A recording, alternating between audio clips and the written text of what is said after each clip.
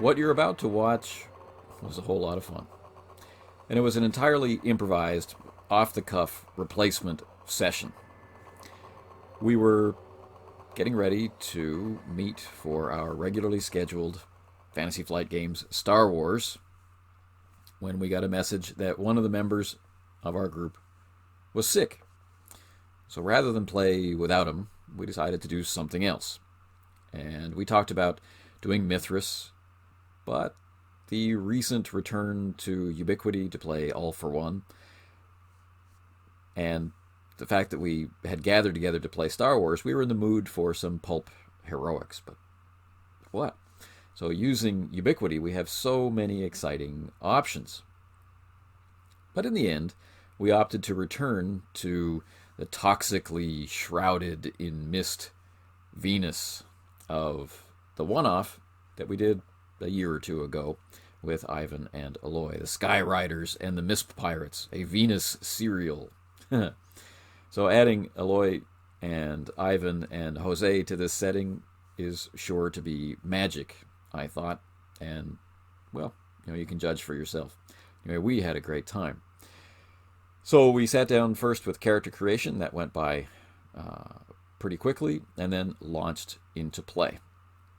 So Ivan created Dougal McAllister, Aloy created Max Flynn, and Jose created Tan Kantos. And they were each from a different regiment of the Sky Riders of Venus. Now, while they were creating their characters, I was thinking of what can I put before them as a challenge for the Sky Riders? What would be fun and lighthearted and suitable for this kind of serialization, this pulpy, heroic serialization. And it wasn't really until the very first scene, you'll know it, because Dougal McAllister meets his old upperclassman, a self-important individual by the name of Flamberge,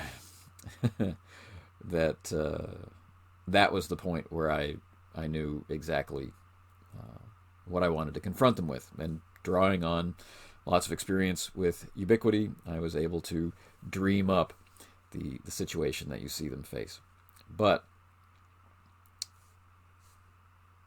the experience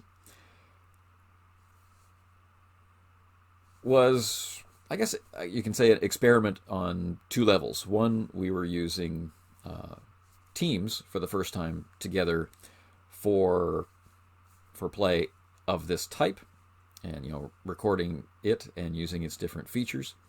And Teams itself, Microsoft Teams, has come a long way since we used it last. So from time to time, you'll see the view shift from the typical basic level screen share that I like to do to something a little different. And this is really quite useful in terms of, at least from my point of view, increasing the connection you can feel with other players. You can see everybody on more equal footing. And if people have their cameras adjusted, you can see an awful lot of the body language that play versus conference call can often leave you missing. And part of that feeling of exhaustion, part of the feeling of disconnection, part of the feeling that playing online is that little bit harder than playing around the table is in some way alleviated by this all-together feature available on Microsoft Teams. So, from time to time, I'll share that view, and let me know in the comments what you think about, not how it looks in terms of its, exciting and stirring graphical presentation, but as a tool for gaming online. Anyway, without any more blather about play, let's leap into play in Venus.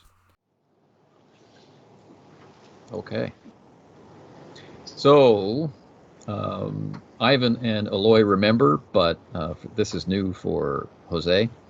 The Sky Riders get their name from the fact that one of their primary pieces of equipment is nothing more then what looks like a thin metal tube, roughly their height, which has small handles which fold out at the top, and small handles or pedals which fold out at the bottom. And when gripped, a bird-like form or a winged form will manifest around them. It will generate out of the air around them, keyed to their own self-image or self-perception. So for Ivan's previous character, it showed off traits of his clan, right? Kind of a mantis kind of shape. So this is like the coolest pogo stick ever. Exactly. Right. And the Skyriders literally throw themselves out into open air, right? And, grabbing onto this pole, and then it manifests around them, and off they go at hypersonic speeds, right? So that is awesome. Yeah. So one of the primary duties of the Skyriders is to deal with rebel, outlaw, anarchist organizations like the Mist Pirates in their patchwork dirigibles, and they go around robbing enclaves of people to serve as slaves or breeding stock or what have you. They abduct people and press them into service as privateers and whatnot. And the entire civilization is based in the upper atmosphere of Venus, where there is breathable air. Below these hovering enclaves, a very Gothic architecture of soaring spires and stonework, are the clouds of Venus, which are toxic and acidic. So inside your wing, you are protected. You have breathable air, and you will not be harmed by the toxic acidic clouds. But if you are exposed, if your flesh is exposed to it, it will very quickly eat away at you inside and out. It's a very deadly environment. And so these mist pirates can often get away by losing their pursuers in the mists of Venus.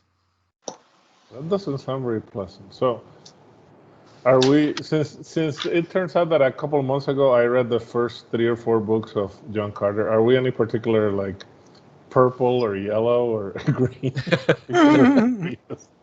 No. Just normal people. Just normal people who happen to inhabit Venus. I just have to ask, this is a big deal for Burroughs. Did you guys name your characters yet? No, that's the most difficult part of the whole process.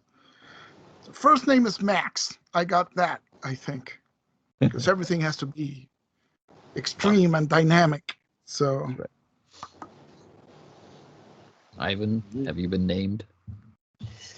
Yes. Well, I didn't choose a really science fiction type name, but Dougal McAllister, because he's an aristocrat. Ooh.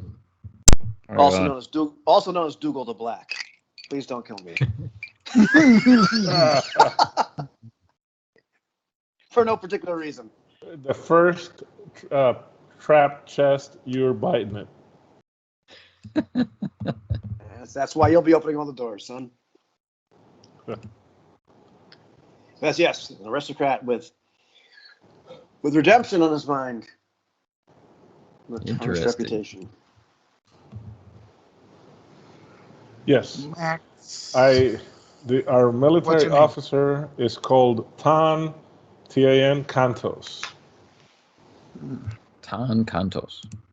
Yes, and I guess he has to look like, what's his face, like, with that name, like, Like James Purefoy, I guess. His name is Kantos. Right. That's something I'm in the mind of the Prince and the Pauper. I'm not sure why. Kantos. Inspired by Kantos Khan, right? Carter's friend. Right. So I got to go with the last name. It's either Flynn or Fairbanks.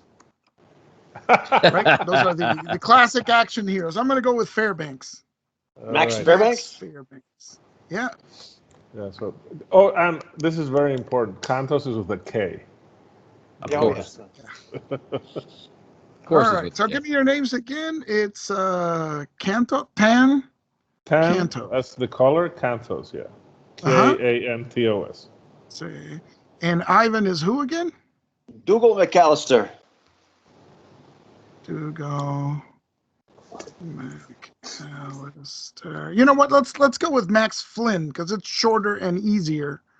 Fairbanks is a bit of a tongue twister for me at least. So Flynn. Max Flynn. Max Flynn. There we go. It's Errol's cousin. Right. Clan Tasmania. So the Sky Riders as an organization have, a very practical uniform of glossy knee-high boots, jodhpurs, and brilliant coats, right? Short waistcoat style military with epaulets and double fastenings across the front, and they have different divisions of different colors, right? And our initial opening moment, right, is on an aerial,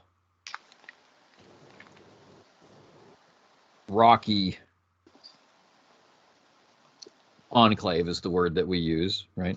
So from the bottom down, it's almost like looking at a mountain in reverse, narrowing down to a point with no visible means of support for this floating, immense stony structure. And the top is sheared off absolutely flat, and on top of it is built almost like a cathedral of old earth with flying buttresses and high roofs and immense ceilings, right? Is this barracks and training ground and parade ground for trainee Sky Riders, right? It's a walled enclave, right, which has an energy shield, a dome which can close over the soaring spires of the school itself, of the academy itself. But now this moment is open to the sky, and just outside the walls, on the very edge of this rocky plateau, there are small personal businesses like tailor shops and elite small bistro-style restaurants, and of course, drinking establishments for off-duty officers. The cadets are denied the privilege of entrance until their 5th year, right, their last year at the academy. And for the past few days, it has been a reunion with officers from different units called back for recruitment purposes and for morale purposes to entertain the cadets. This is why the 3 of you are here. Okay. And so we'll give respect to age as the Venusians do. And so we will hear a visual description of the striking character, the colorful uniform, the poise, the posture, the demeanor of Ivan's character, Douglas, as he enters into the blasted rafters a notorious drinking establishment.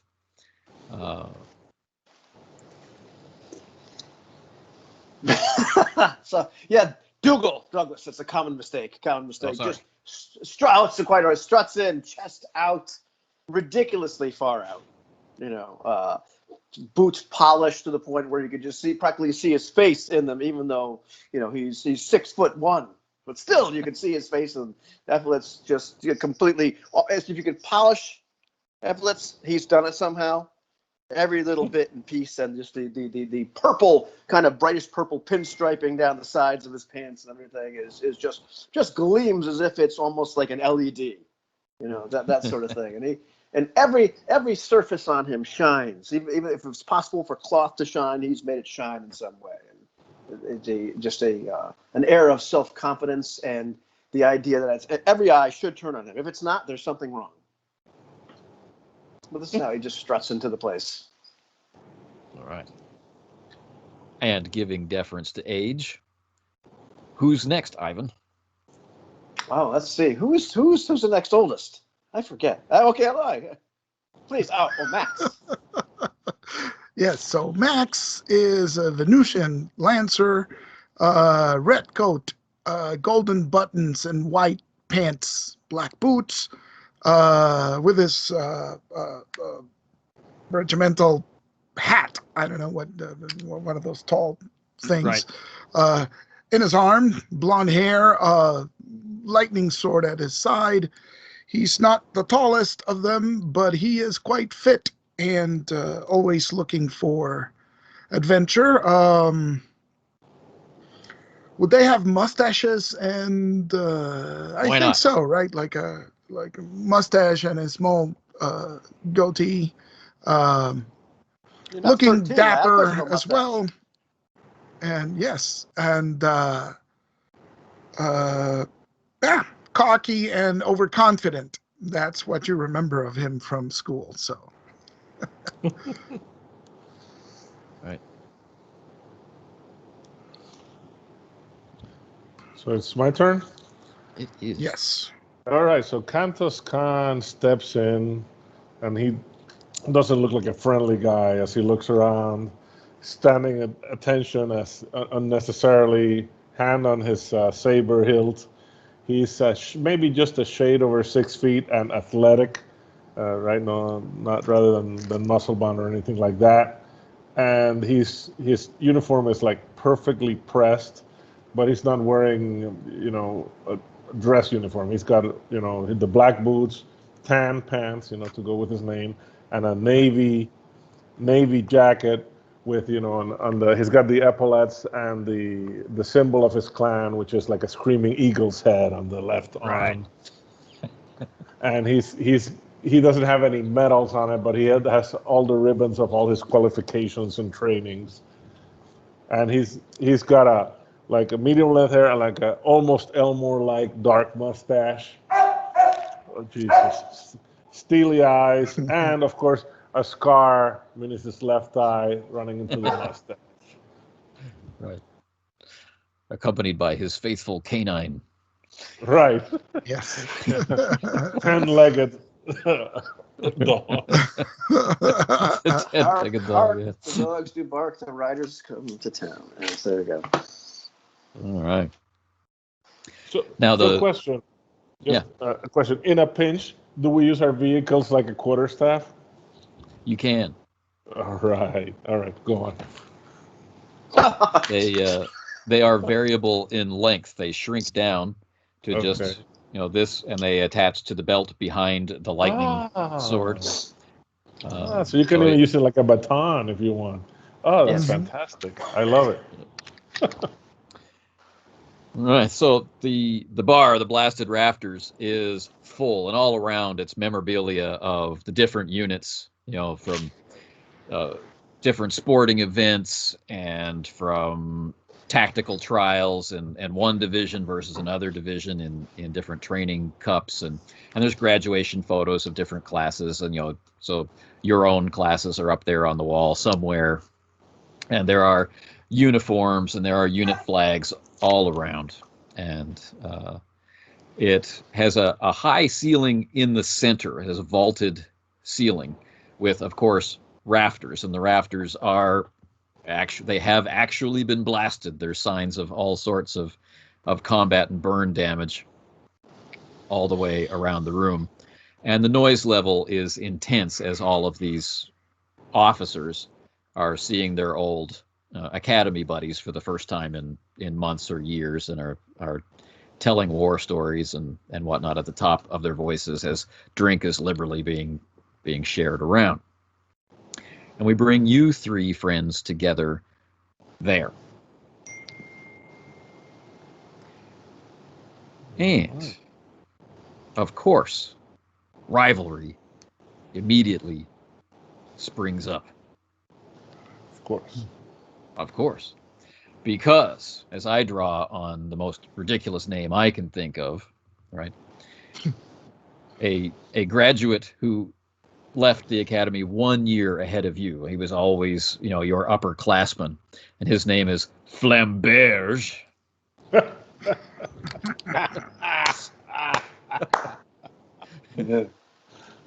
And he has the widest shoulders imaginable and bulging biceps that always seem to be 1 inch bigger in circumference than anyone else's somehow magically. And this wavy chestnut hair and gleaming teeth, right?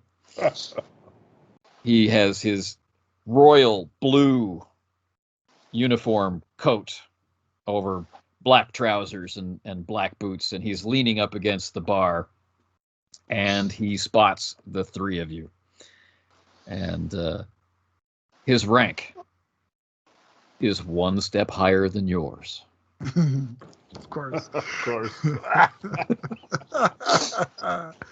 Perfect.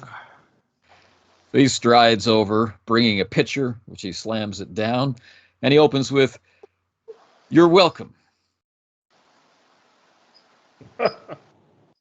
This mighty kind of you to pay for drinks. I'm sorry, but that's not our brand. I was actually going to get something else, but next time.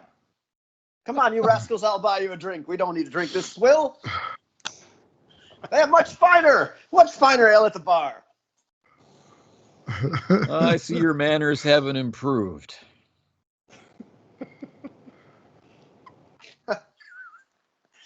I see you're still blowing up those biceps in some kind of contraption. They're bigger than your head now. And that's tough. Oh my goodness.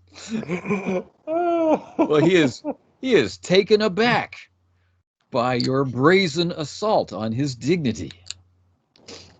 Well, I'm overconfident. I'm sure that we'll be able to handle any kind of kerfuffle. Well, to your starting 3 style, you have added 1 to Dougal. He says, "You know what? I was just going to mention this in passing, but I've been promoted to be the regional commander of all divisions. Which is why I brought this fine beverage. But you have reminded me immediately and intensely of your true character, and so instead of celebrating with you as I had intended, I have a mission for you." Yeah. Really? I'm trying not to choke on my spit. And let's make this mission interesting. I've just heard this morning that a remote outpost of the Lancers, and he turns to look at Max, has gone silent. No one has heard from them for 24 hours, which, of course, as you know, being a Lancer is unusual, as it's very hard to keep them quiet ever.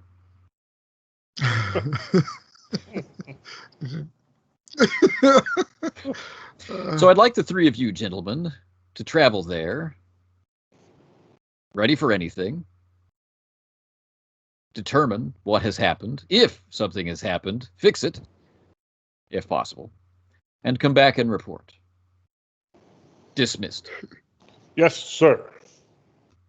He slides mission orders across the table, and you can feel your staves, your Skyrider staves, vibrating as they receive the coordinates automatically by proximity with the order pad. Oh, Well, gentlemen, absolutely. it seems that those drinks will have to wait. I said, but we should Everybody tip. ready? And I throw a couple coins right into the pitcher, Oh. making sure that the splash of those coins, at least some of the ale, gets on the crisp uniform of my new commanding officer.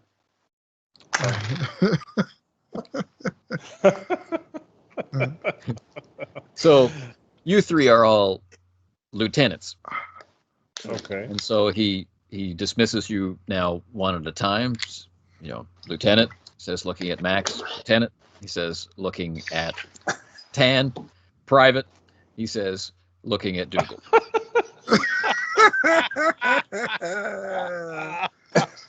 You may have another style point. Well, Lieutenant, sir. I click my heels and turn away. we're off to a rocky start, but Well, I'm sure the morning can only improve from here. as we march out, I mutter, at least one of us had fun. Come on, you need to learn to loosen up there, Kantos. Come on, get that scowl off your face. Alrighty. Right. So, are we to assume Maybe- this is in fact Max's clan, the Flynn's group, or no? His division, not his outpost, Right. but his division, the Venusian Lancers, with their crimson attire and their reputation of bravery and audacity.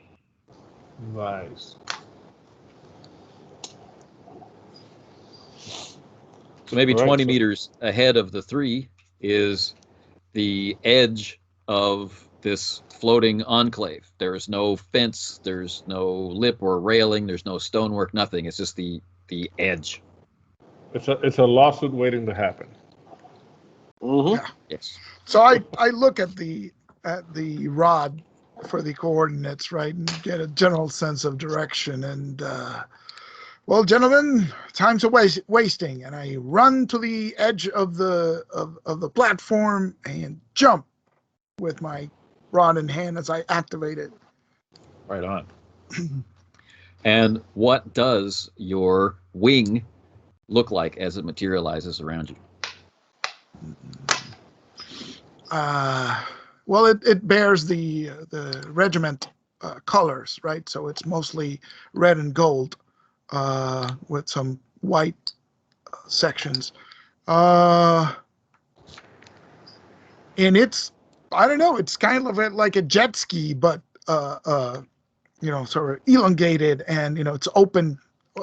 Is it open or is it closed? Because I think there's They have a toxic clear atmosphere. It's convertible. canopy. Yeah. Yeah. They have a clear canopy. Maybe it's a convertible. Yeah. Nice rag top And, there. Huh? They Yeah. the So the Skyriders are flying. The pole is running down the length of their body with them on top, and they're hanging on to it. And it's not much wider than the human form, right? But you have the senses of the wing as you are flying, right?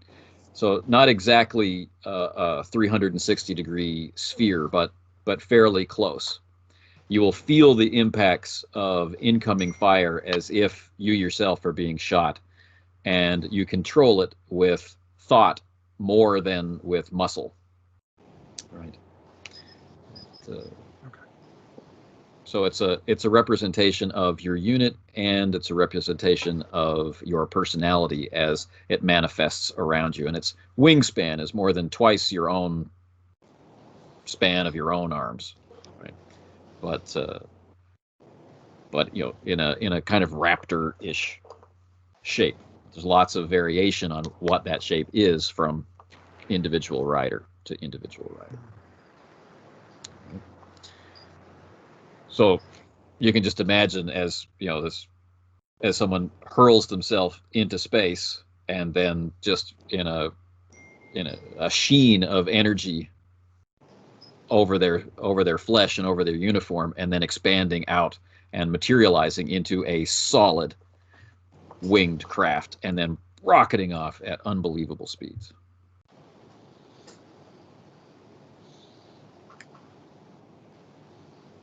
Dougal, Private Dougal. Private Dougal, yeah. So Lieutenant Dougal jumps off, his staff in hand, engages the button, the thing pounces, pops out, and the craft that materializes around him is functional. I mean, you can see that it can definitely fly. I mean, well, it's got everything necessary, just like every other person's craft, and it's kind of it mimics his uniform and from his regiment, and a little bit of his personality with the black and the little purple pinstriping. But the extra, it's almost as if a peacock has just taken flight.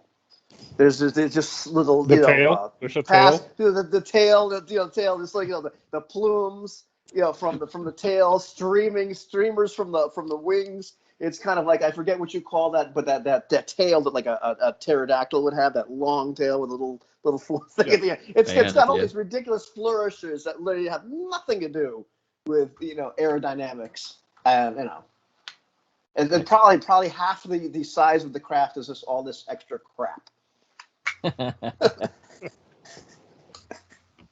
Plumage. Yeah, plumage. That's the word I was struggling for. Man. Okay. And Tan?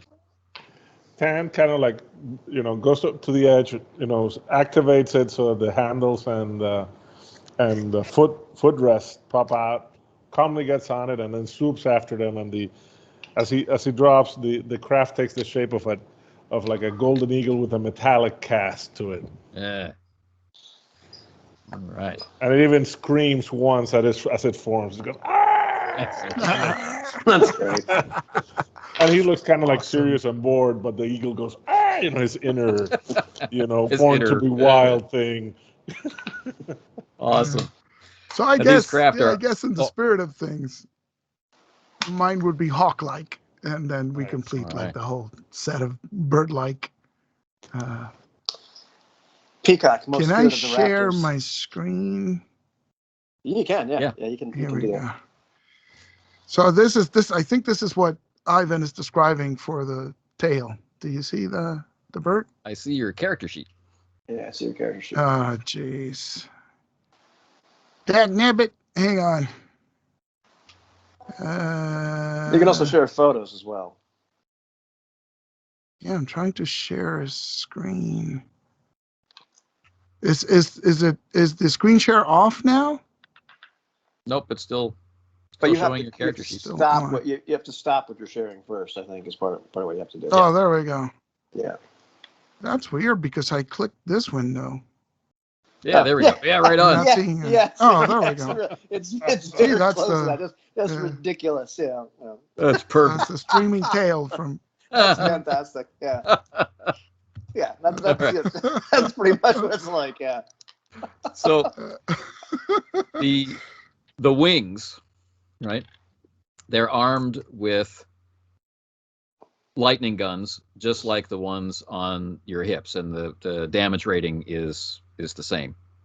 But they aren't limited in shots like your personal firearm is. They also, if and when you need them to, can extend talons. Oh, Awesome. Right, for capturing other aerial craft or dealing with situations as they arrive where you might need such a deployment. And they're of course controlled by the legs of the Skyrider. So we're heading roughly northward, away from the bulk of the aerial enclaves of your people. Right. So the zone of control for the Skyriders and the civilization which spawned them is roughly around the equator of Venus.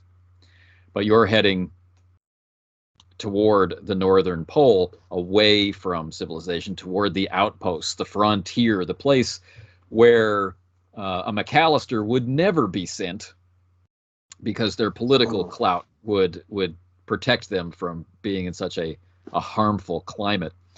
And of course, the Venusian Lancers, with their bravado, maintain outposts here for those members who wish to distinguish themselves with many combat victories. But the anarchists and rebels are thick and deadly and dangerous. But more so than that is the native fauna of Venus.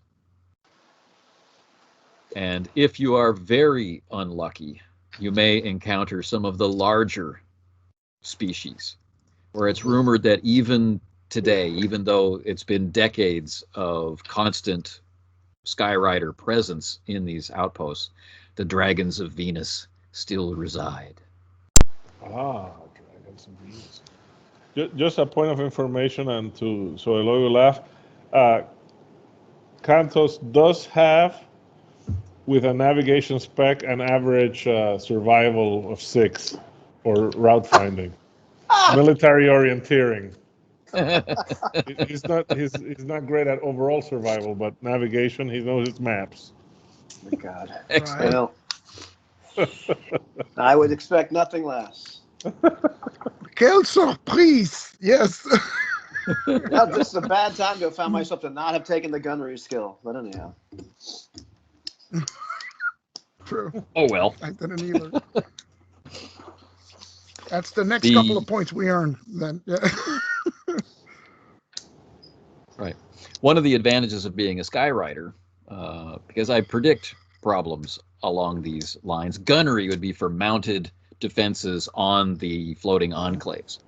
But as Skyriders, you're going to pilot using the skywriting skill I gave you from being Skyriders, and you're going to fire using firearms, and you're going to use the talons using melee.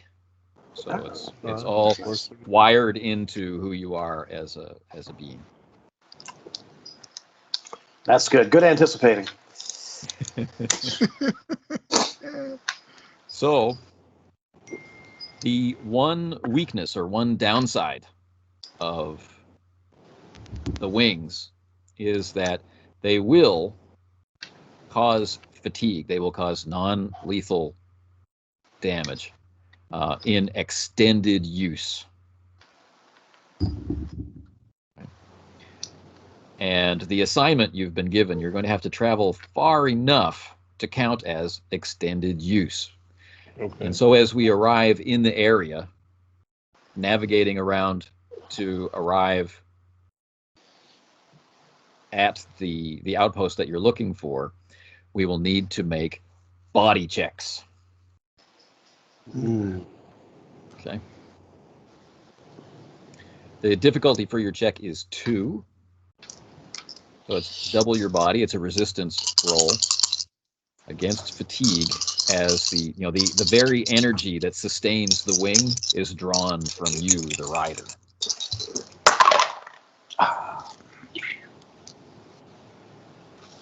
It's double body. Are you upset at all of Europe, Ivan, or are you telling me that you have two successes? I have 2 successes. I rolled a 3.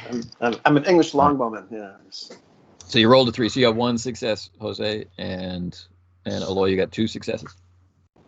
No, or 3 as well. 4, So no, I rolled 3 total. Yeah. Okay.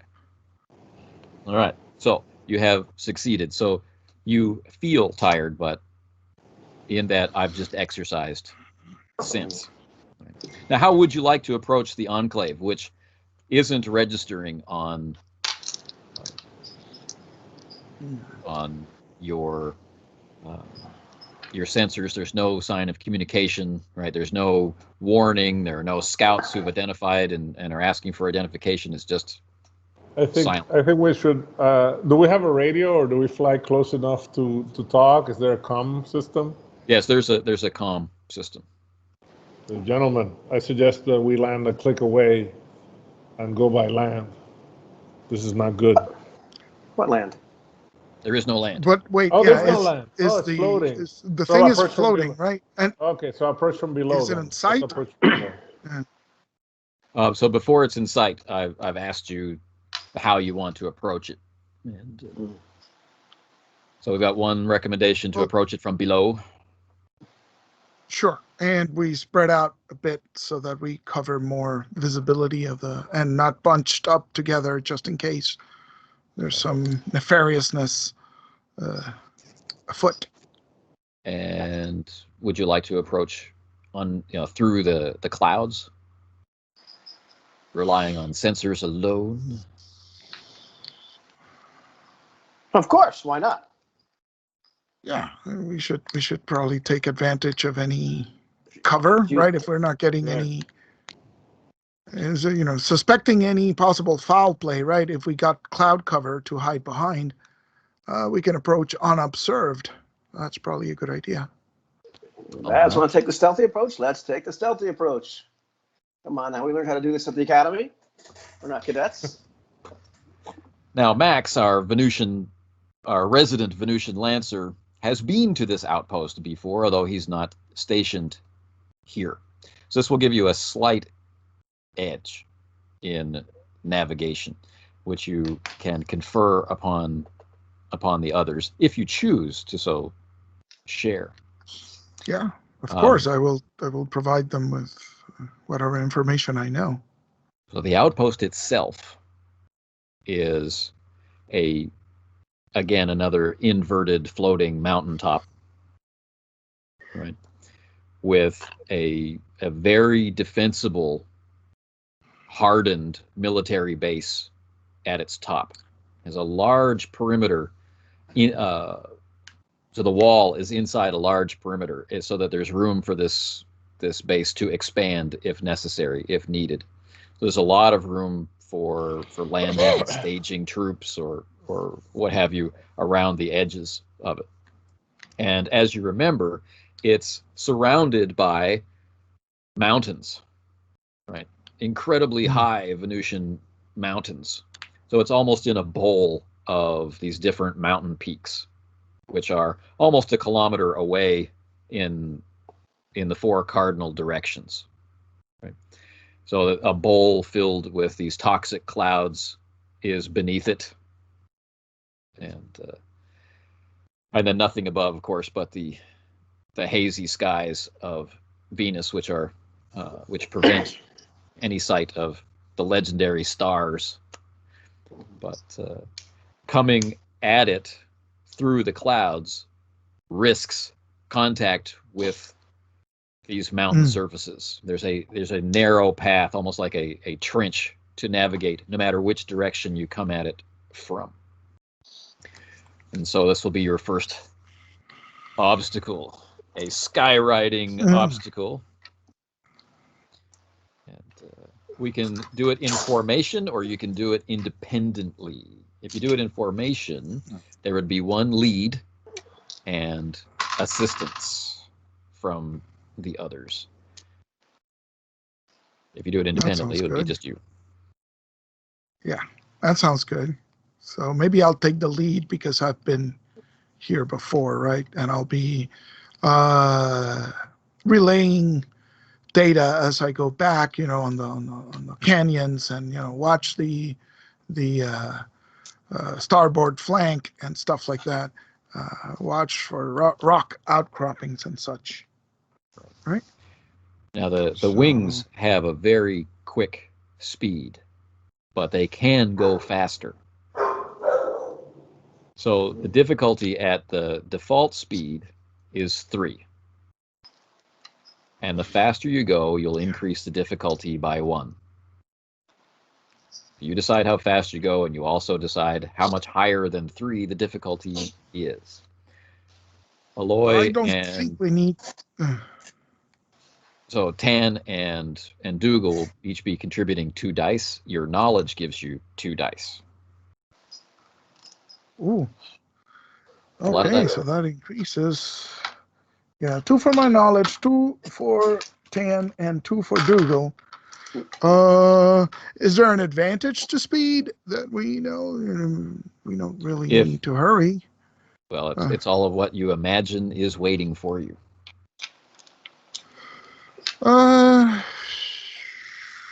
Let's increase speed up to 4 difficulty then. So let's move quickly, but not recklessly, is what I'm thinking. We can make good time, and maybe if we move fast and avoid, the winds and such. So In formation? Difficulty of 4. Information. What's your formation? What? What is your formation? Your first. Oh, are you all in a line? Single file, Are you in a delta shape? Yeah. No, not in a line. Are you kidding me? We're doing Darth Vader with the 2 TIE fighters behind him. We're doing that formation. Oh, okay. Standard attack formation. Delta. Yeah. Just like we're doing like in the academy, We're not doing right. a single file crap. One last question before the roll then. With Flynn as the point of your arrow, right? Are you elevated behind in a superior wing position, or at declension? Are you in an inferior wingman position, right? Up. You guys should probably be up. Elevated, yeah. Down. Yeah, elevated. Yeah, elevated. All right. Only because of the word superior. So here we go. I'm rolling 12 dice. So it should be able to get 4 successes. Obviously, when Flynn gets the word that we're accelerating, unbidden, my vehicle goes.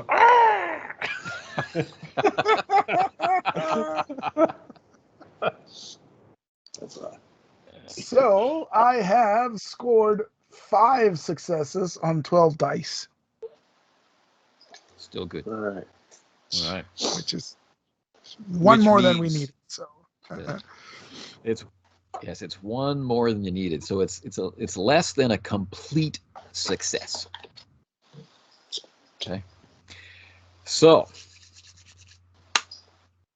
who shall we pick on?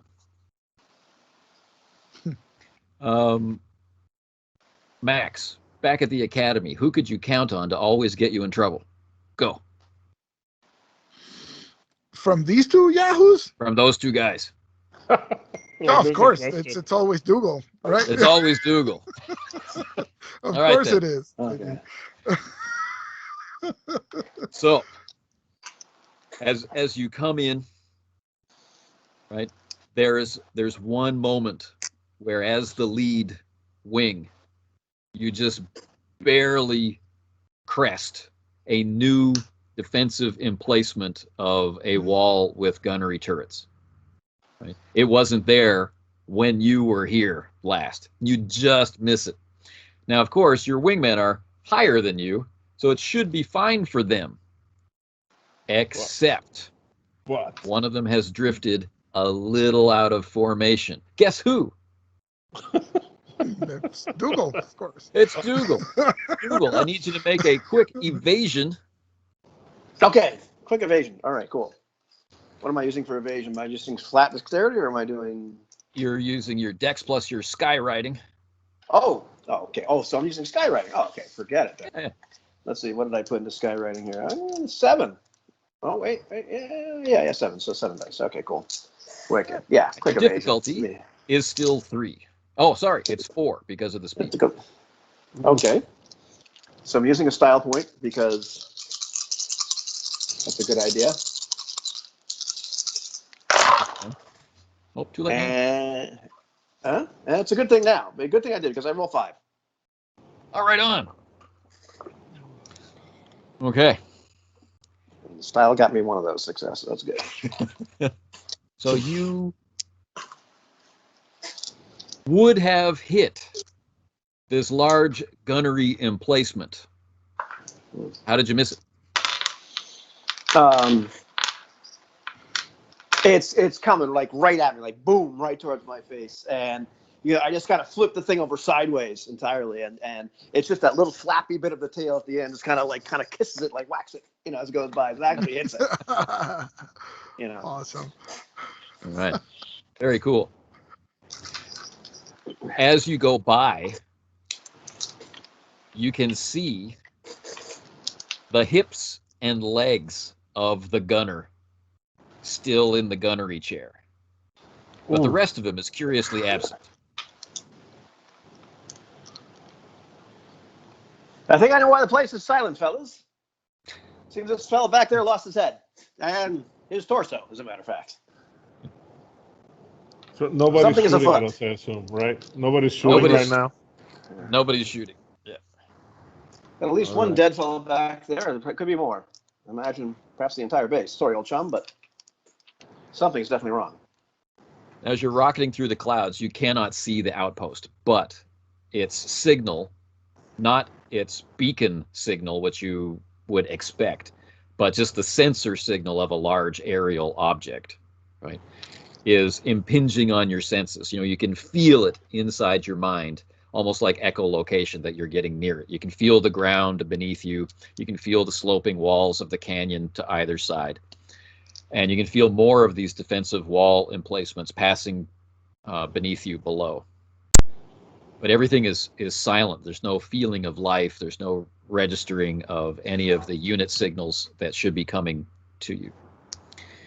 And soon you will be approaching the very bottom of the outpost. How would you like to? This can't be. This can't be good. If there's a dead man in there, nobody has gotten him. Must be some sort of wildlife attack. Might be. Hell, might even be a Venusian dragon or something. Be on alert. I'm getting readings ahead of, and is the readings I'm getting is the expected location of the thing, right? Or is this something else that I'm picking up? No, okay. It's the right feel of the outpost. Okay, so the beacons seem to be off or non-functioning, but we're here. We're at the place, so careful on the ascent, and I'll sort of. And you're traveling at supersonic speed, with the visibility maybe of 2 meters. Right? You're going on feel, just clouds whipping by the canopy, open or closed. All you can see is clouds. Just barely see the front of the wing, and you can't see the wingtips far out to the side as you're ripping along, leaving a sonic boom in your wake. And you peel up to go around the base and up to the top. Yeah. All right. Are we doing a survey? Yeah. That's what I said. Let's do a flyover before we get any closer. All right. Let's do a perception check to represent your visual acuity and your use of the wings sensors.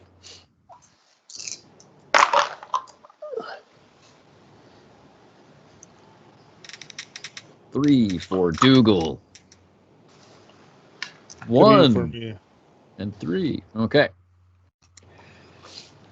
So in the lead and having to concern yourself with your 2 wingmen, Max, again, what you're noticing is what's absent. This is an outpost, so unlike most emplacements, it actually has gunnery pods and turrets on its base. All of these are hanging silent and inactive. Some of them show signs of being shattered, but not from return fire. But this is all you managed to glimpse before you crest over the top of the outpost. The other 2, notice that, of course, and also that there is a slow but steady descent of the outpost, which shouldn't happen, right? The technology is old and stable and traditional. These things are left where the founders put them, but this one is slowly sinking down at a rate which means it would impact with the mountain slope in a few days. Wow, the grav repulsors are offline, it looks like. Yeah, it's going down. It's not going to last much longer in the air. We better make our explorations quick. As you scream over the top, the defensive shield, as you would expect from the silence, is down. The turrets and the behind the crenellations of the huge wall, they are shattered and show signs of having been broken. But most troubling is in the very center of the courtyard, inside the walls, next to the main outpost building and barracks, are 4 immense 10-meter tall, leathery, oozing eggs. The acidic coating eating away at the very stone of the outpost. And around their base, packed for warmth, are the shattered bodies of Venusian lancers. Oh, jeez. No! Oh, no. Definitely Venusian dragons. I knew it. I'm trying to keep my lunch down as we crest over there. I'm like, catch that. Oh. Well then. Responsibility. I think we have an answer. We've got an answer, but we need to fix it. We were told to fix it, and clearly we can't let this thing go down. We have to check for survivors as well. It's our duty. Stop! Yes, of course. But of course.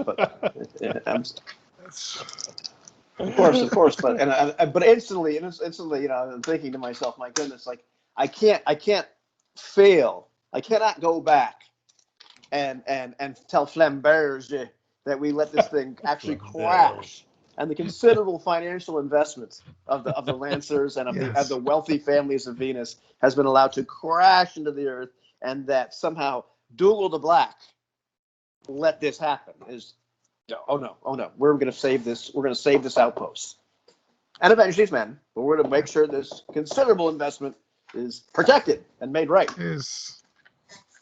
Right.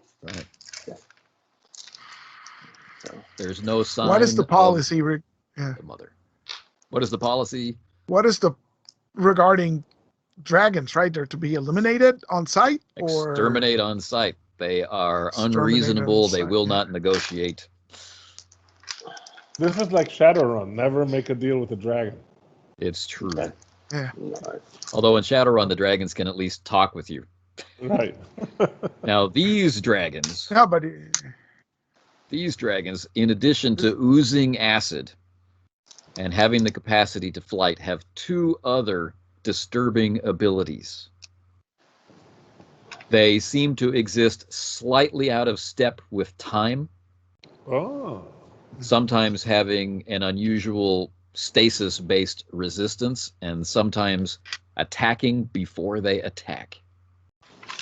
And they have a psychic scream which shatters minds more than flesh.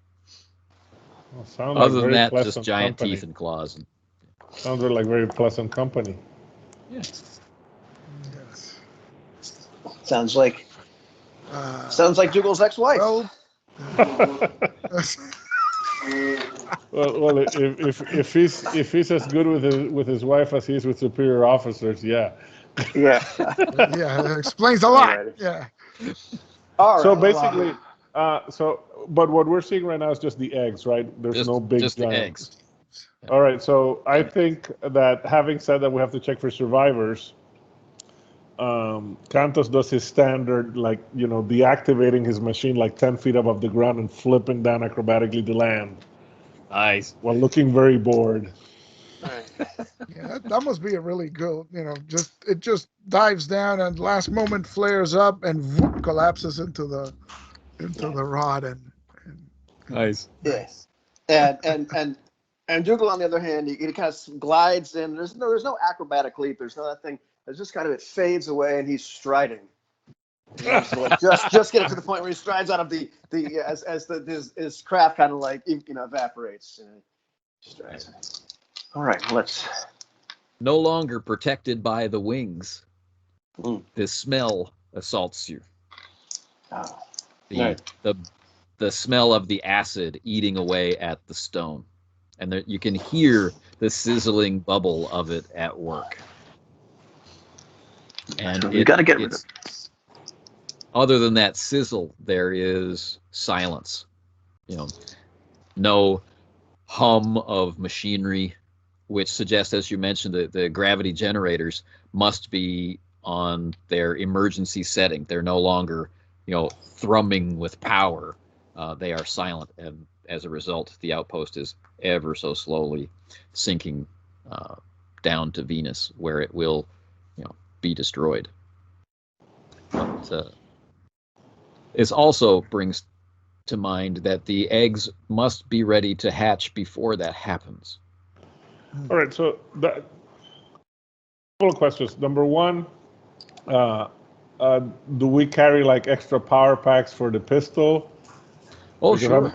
I'm wondering if it's just more efficient to shoot the eggs or slash them open. I'm not, I'm thinking that we'd know, but the player doesn't know.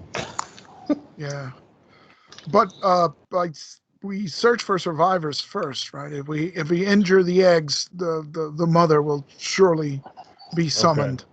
So Kantos, Kantos and 10 meters. 10-meter eggs. Kantos and McAllister check the barracks itself, see if anyone else is left alive inside. I'll go look through the bodies and search for survivors, and I approach the pile of bodies and start, calling out. So I tell, listen, Dougal, you might want to, if you want, you might want to check on the engine room, and I'll take care of looking for survivors. The grab room or whatever it's called. The grav room. Let's go with that. Yeah. Capital idea. Right in there. So what I do is I approach the bodies and start calling out, Lancers, anyone alive here? Is anyone in need of help? No one answers Max except the wind. Right. As you come around the corner of the eggs, looking for survivors, there's one pennant, stuck at an angle in the courtyard stones, and it's just limply fluttering in the breeze, spattered with blood and ichor of the Lancers. In the barracks, in the grav room, everything is cold and dead. There are bodies of engineers and other aristocrats who traditionally care for these ancient machines, scattered where they fell, with their eyes melted, and obviously they suffered great mental anguish. This is the result of the psychic scream of the dragon.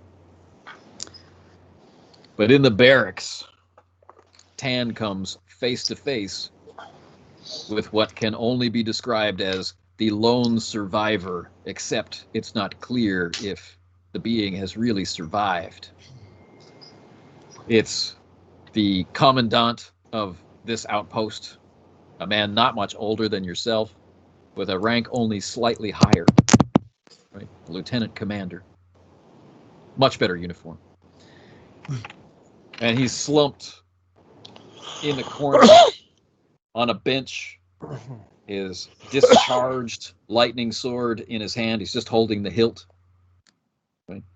And he looks exhausted. You can only tell he's alive by the rise and fall of his chest. But his eyes are blazing blue, no sign of pupil or iris. His mouth is moving slackly, and a deep bass distorted sound of many voices is pouring out of his mouth like molasses across the floor. Wow. So can I make sense of anything that he's saying, or? Give it a try. Give me some perception or empathy if you have it. Yeah, of course I have it. 2 minus 2 0, so nothing. It's a -2, right? Yeah, you don't have it. So I can roll a perception. That's about yes, it. you can roll a perception. I'll tell you something different. than what you would have gleaned with empathy. All right, I got 3. Okay. The sounds are words, but they are shifting in speed, right? Sometimes slow, sometimes fast, and it's uneven and unpredictable. But basically, you can hear that he's saying, "Wait for me, I'm coming."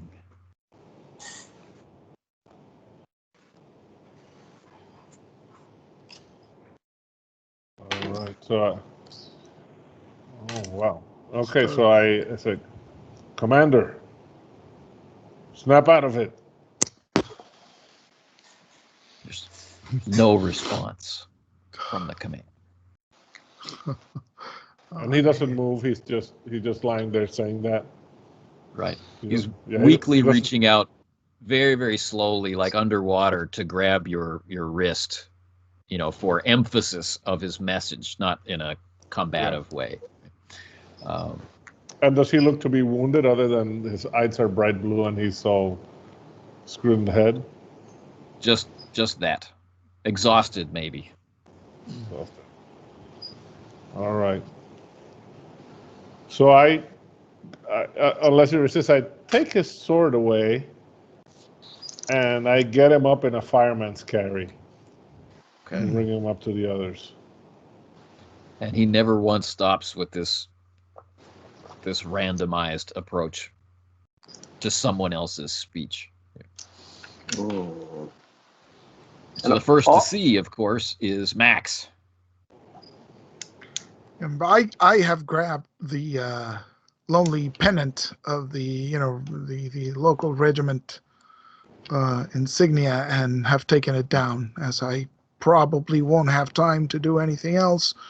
For anybody else, I'll take that as a memento, right, of the whole of the fallen here, is what I wanted. So I tuck it inside my uniform, and I look as they emerge, and I can't find any survivors. Who is this? This is the outpost commander, but there's something wrong with him. Is he I set him physically hurt? No wounds, but look at his eyes and what he's saying. It's not him speaking. Says somebody's coming. Somebody's coming. The hair dragon. on the back of your necks is beginning to stand up. And your own thoughts are beginning to echo in your own heads. Oh, no.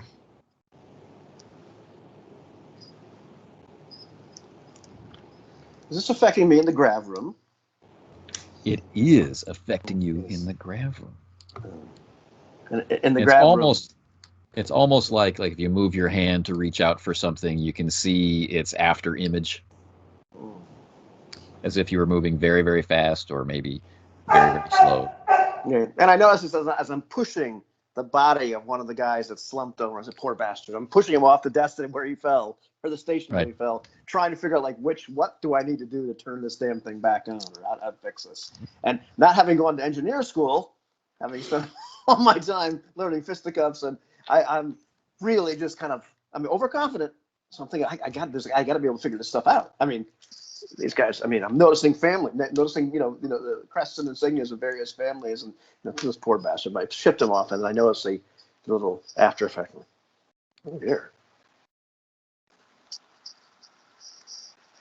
I say, fellas, are you noticing anything strange? It seems to be an echo in my mind. I've heard these dragons are psychic. It might be approaching. How's that grav engine coming? Oh, I've got it under control. We're gonna have this thing up and running pretty soon. Good. I think we should take to the sky and find this dragon take it down. So I. That's a good idea. I'm gonna maybe. Yeah, you fellas, I'll be right there. So. Did you want to attempt to deal with the grav generator? Absolutely. I'm really just kind of pushing Fantastic. There's got to be an ignition button someplace, right? Right. Exactly. All right. Exactly. There's got to. Have you And I'm- invested any of your skill points in science of any type? Of course not. Zero. Why would he have? Right, exactly. Okay, so this will just be intelligence -2 for you. So you can do one of those. You can do one of those Hold on. Hail Wait, it's out. Mary things. Oh, there's the Hail Mary thing that you can do, right? The chance dice. Yeah. Chance. Is it a -2 after you double the dice or before you double the dice? I'm glad there was seltzer water, not coffee, because I literally just got tears in my head. It's because there is a skill that is appropriate. It's just intelligence. Oh. Yeah. That's good. Well, What I do have here is 4 style dice. All right then. So I'm really just looking at what I need to do. I'm kind of looking at what these fellows might have been doing and what these buttons might be for. Okay, that's clearly. Your difficulty is 2. Okay. Really, all my effort. I can't remember. I read this book on. All right, at least I read an adventure book about it. where it described the guy fixing the grab repulsor and something, the kid has a child. Oh, that's 3 successes. All right. Awesome. Oh, my style is shut. So as Max is saying, we should take to the sky and hunt the dragon, you can feel beneath your feet the sudden thrum of the reactivation of the grav generators. And as it reactivates, energy begins to dance across the leathery surface of the eggs in a way that doesn't look to be healthy for them as they begin to steam and smoke and the acid begins to burn off. So the grav stuff, they don't like it. That's why they turned it off. Yeah. I got it. Kantos, we should get this man damn, Max, he actually did it. All of the defensive emplacements around begin to power up slowly, like in a circuit. I see lights coming on, and so the gunnery emplacement over here and over there, and the shield generator and these sorts of things begin to come back online, if not destroyed. There are some obviously that have been devastated, but. Kantos, we should get this man inside. He'll be safer there if battle should ensue out here in the courtyard. Quickly, let's move him. All right. I'll put him in a closet or something. Okay. No, just inside, because not in Right. the open, because I'm thinking, Right. at least inside, right, the fortifications.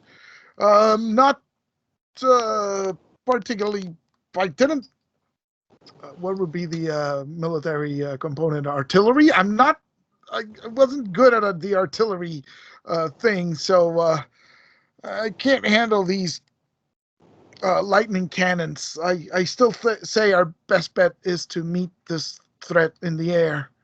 We're lancers. That's what we do. That's what we do. And so there is a more silent silence for a moment as Tan is coming back after dropping off the commandant inside the main fortification. And coming up from below over the wall is the dragon, and its rear talons shatter the top of the stone wall. It is a 6-armed creature. Ooh. 2 powerful rear legs, and forward from one shoulder joint come 2 smaller but wiry, clawed, human-like arms, defined with wrist and talons and long claws, and wings, of course. Long tail, which you cannot see but exists. A long serpentine neck, which has ribbed, fleshy extensions. As it roars out, both audibly and psychically, it extends this webbing of bright, crimson-colored flesh. It's just immense, blotting out the brightness of the sky behind it, filling the courtyard with shadow. And it's time for initiative. Ooh, nice. Shall I roll as I've been walking back to the? Yeah. Because you can feel the whole installation shake as it hits. Right. I'm just shouting. I just turned this thing back on. What are you guys doing to it? 2, 3, 2. 2. All right.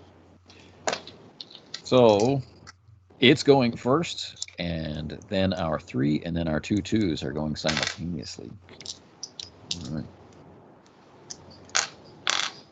All right. So the first thing it does, right, as this scream echoes through the courtyard, echoing off the courtyard, what I need from you is a form of defense roll. You're going to use your body as normal, but instead of your dex being your active, it will be your intelligence, which is your active. Ooh, that's bad. No, not intelligence. Willpower. Oh, that's better. It's just about the same for me. They don't need to be. We don't need to be smart. We have, Okay.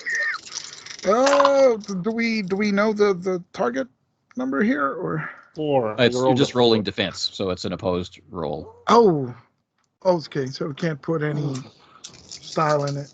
So Sure you can. Sure you can put style in it. It's too late now. So it's the same as if you were in combat. You're rolling your defense against its attack, and the difference will be the damage that you take. So.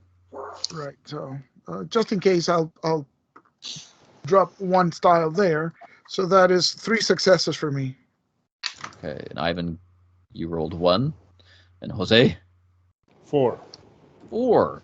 Nice. So Jose takes 1 point of lethal damage. Oh dear. Not Jose. Jose's character. Tan. And takes 1 point. I was going to say, ow, ow, ow. Dougal takes 4.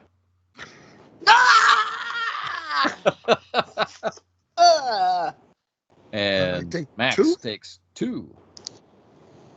Nice. And call me in the morning.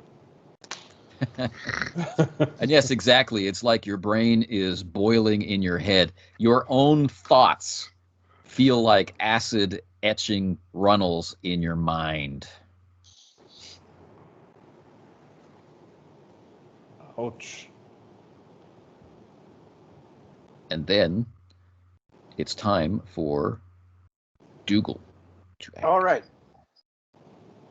So I'm grabbing my hat. I'm running out of the last passageway onto the deck. Holding my head. And the question is, am I able to get into the ship and attack her at the same time, or is that two separate actions, which takes two separate rounds? Ah, I see. The getting in the ship is a move action. Right. Because you are sky riders. Right. Yeah. So the question is really, can I do that, and can I actually attack her, with the ship at that point, or am I just better off running up to her and attacking her? Mano a Dragono. without the benefit of the ship. That's up to you, man. You can do That's both. up to You can me. do either. I can do You can't either. do both. You can do either. You can't do both. You That's can true. attack with the ship, or you can attack with your laser sword, or with your, with your not laser, your lightning sword, or with your lightning gun. Yeah. Okay. Now we're gonna do with a sword. All right. And I say, get out of my head, you bitch! And I just draw the lightning sword, and I flurry. In a flurry of attacks, I go to her, Wicked. slash at her with abandon. Being very pissed off at this point, very put out. Right, and you've taken flurry twice, I believe. I have. How does flurry work? It just gives you. It's instead of -4 to each attack, then you take -2. But if you take it twice, or if you use style, then you take 0. Nice. And I have put invested in melee, so where am I here with melee? I've invested, and then I improved it. So yeah, or no, I took a specialization in the sword itself, the lightning sword. So that's 8. That's 11 dice altogether.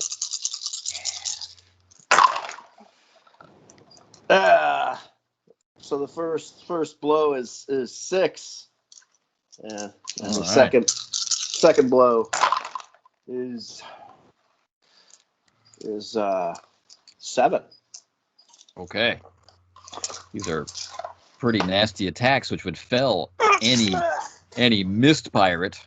Right. And you do cut through her venomous, and I use that word intentionally, hide. Yeah. But the thin, oozing trickle of blood across one of her forearms is not heartening in terms of the devastation, but you have hurt her, and you have her attention, and her 4 eyes lock. They independently track targets, and all 4 of them are now locked on your tiny form beneath her front legs as she steps down into the courtyard from the wall. Next, simultaneous actions from Max and Tan. Confident that my partners will help me. Help you. Confident. Yeah. Confident. Tan, take the right flank. I'll go left. And I jump into my, drawing the rod, I jump into my Sky Rider, hoping to attack her from the left flank. Okay. So, I think I'll try and engage the lightning gun cannons from the Sky Rider. Sounds good to me. Okay. So I will treat them as regular firearms, which is 6. Yep. And 5 is 11 dice. 12. 11. That's 11 because I took a specialization in pistol, but this is not pistols. Okay. 11 dice. Okay, here we go. Because the situation is dire for a friend, I will throw in a style point. What? It's dire for you. It's looking at you, man. I don't know. And I have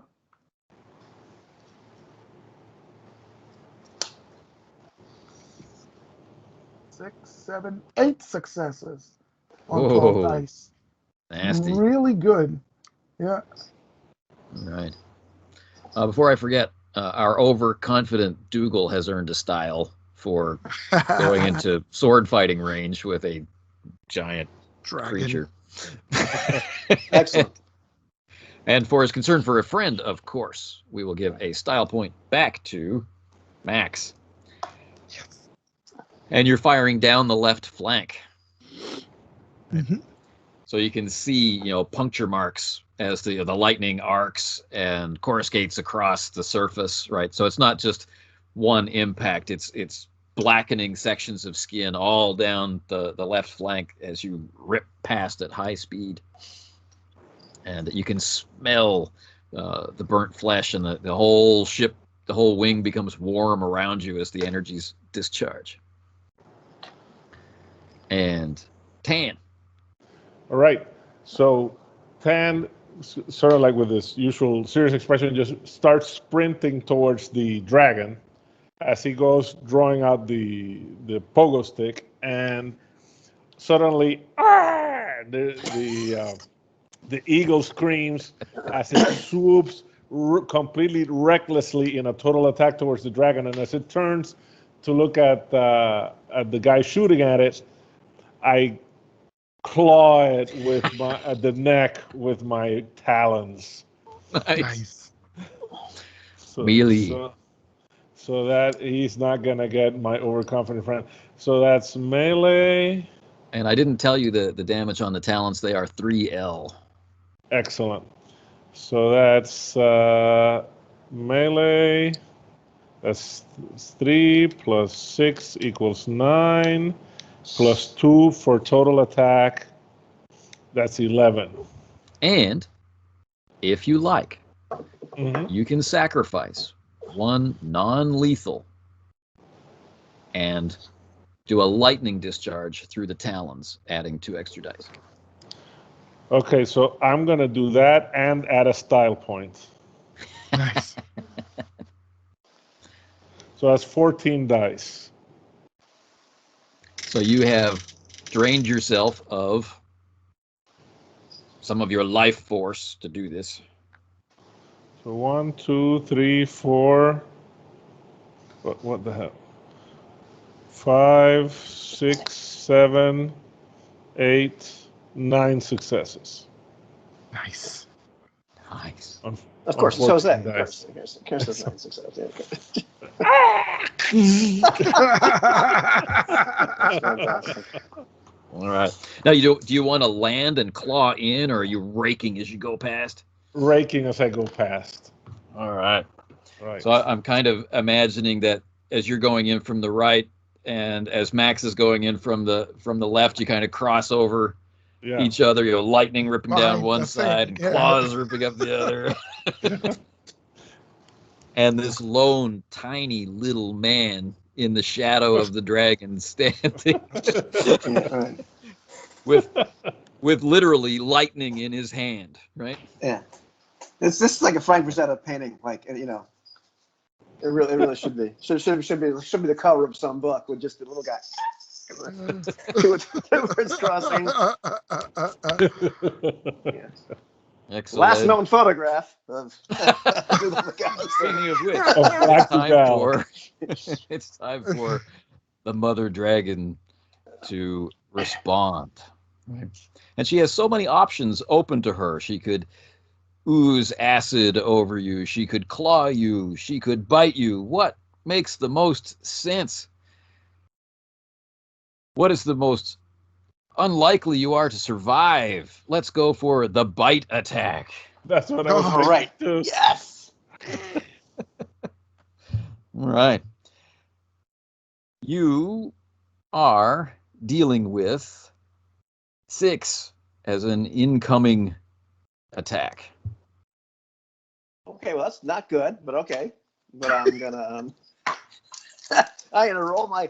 I use that style point for being overconfident and still overconfidently defend. So my defense is normally 5 dice, and that will be 6 dice. Okay, good. That's good. Oh no, wait. My defense is body. Okay, yeah, no, my defense. Yeah, and dex. All right, just double checking. Shake them up extra good. Well, damn. Well, that's 2, so I've taken 4. So we puts me at -3. Yes. -3. It's All right. a horrifying wound. She doesn't catch you and swallow, although her cavernous mouth is certainly big enough to have done so. That would be a dead character situation. Right. But one of her fangs rips across your abdomen and ribs and arm, and the flesh there is sizzling with the acidic saliva. And this is greater than your strength, I believe, this amount of damage. Oh, it is. It is greater than my strength. Greater than my. Oh wait. Yes, greater than my strength and greater than my body. Either way, whatever you want to do with me, I'm gotta roll the dice. You are staggering backwards as a result, and needing to do a resilience check, double your body, to remain focused because of the pain. Okay, and I'm doing this with the penalty involved as well, right? Yeah. Okay, that is 1 die. And I can see from the smile that that I probably need at least 2 successes. Yeah. On this 1 die. All right. Chance dice. Chance dice, damn straight.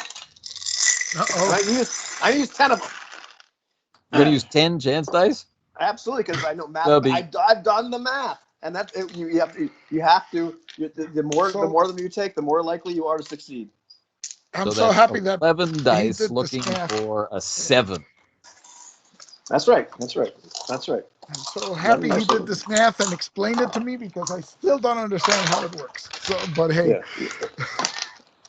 All right, so I'm whipping out, taking out these other dice. 10 successes, 7 dice. successes and 10 dice. Is that correct? On 11 dice. 11 dice. That's On it. 11 Okay. dice. To stay conscious. Oh, let's see. It's really close. It's 5. That's really close. It was really close. Hey, it was. I had a better chance than rolling 1 die. So yeah, but no. Right. So as Max and Tan cross behind the dragon, you can see out your canopies the limp form of Dougal being hurled back across the courtyard, right? The blazing lightning bolt of his blade snuffing out as his consciousness is lost. And the ball is in your court, gentlemen. Dougal is hurt. Wait. So as my I'll last millisecond of action, before I lose consciousness, I engage. I've engaged the form of my ship, but it just materialized around me with this crumpled tail, just all the plumage is it's wilted. It's just tragically dead. Nice. But it looks like a dog is has shook a peacock or a quail around and just plumped it down the ground. The tail uncoils out because I'm not. If I'm going to die, I'm going to die and look really good doing it. It's going to look like a beautiful corpse. If you're gonna die with your wing on. Die with your. Probably looks even worse, really. But it's vanity. Doesn't prevent him from. I'll try to style point all by itself. I'll try to draw its attention. So I'm gonna shoot at the dragon's head, and sort of alter the flight path so that I can, because I cross from behind, so I circle around and I go down its back, but shooting at its neck and head, right, strafing the neck and head, and flying in front of him so that he'll look at me, come after me, because I'm that good. Called shot? Sure, why not? Okay. Called shots are at -4, correct? This one will be. You're more likely to hit its back than you are to hit its head because of its whipping motion. Okay. But If you are successful, you'll get the narrative benefit of having done so, which you will decide. Okay. Okay. And so, what are you hoping to do by shooting it in the head? Draw its attention. Just so that's that all it you doesn't want is its attention? Forget about Okay. Dougal. Sounds right? good to me. Yep. So Go for it. Dougal alone. And I will drop one style because I'm that confident that this amazing plan will work. Yeah. And survey says, fortune favors the brave with 5 successes. Oh. Okay. 5 successes after the 4, or 1 success after the. Oh, you took the dice away. Right. Okay. You got I 5 took successes. the dice away. Right. Yep, So you yeah. did it right. Good. Okay. So it was, of course, moving in to crush the wing around the crumpled form of Dougal, but it instead is searching the sky looking for where the pain is coming from,